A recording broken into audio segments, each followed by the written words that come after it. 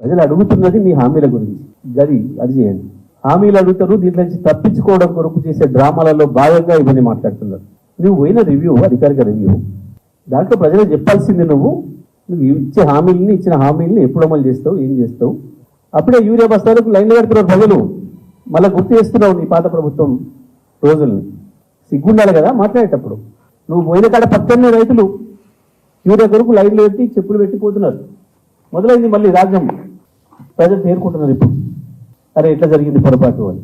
కాలువలో నీళ్లు పోయినాయి, కరెంటు పోయింది, రైతులకు మళ్ళీ చెప్పులు లైన్లో పెట్టుకునే దుస్థితి వచ్చింది రోడ్ల బస్తాల కొరకు.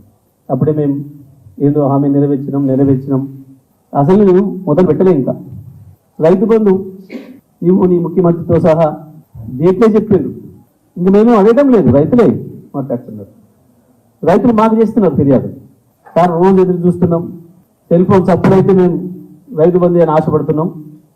చూస్తే ఎక్కడెక్కడో యాడ్స్ వస్తున్నాయి, మెసేజ్లు. అసలు మాత్రం వస్తలేదు. జనం మీరు మాట్లాడాలి సార్ అని చెప్పి ప్రజలు మమ్మల్ని కోరుతున్నారు. తప్పకుండా ప్రతిపక్షంగా ఉన్నాం కాబట్టి మా బాధ్యత. అది కూడా మీలాగేం చెత్తబాబు రావుతలేము మేము. ప్రభుత్వాన్ని సమయం చెప్పండి, రైతులకు ఎప్పుడు ఇస్తారో, ఆ రుణమాఫీ ఎప్పుడు చేస్తారో సమయం మాత్రమే చెప్పమని అడిగినాం తప్ప మీలాగా మేమేం రోత మాటలు మాట్లాడలేదు. ఎప్పుడు మాట్లాడడం కూడా మీరు ఎన్ని రెచ్చగొట్టినా మీ చేత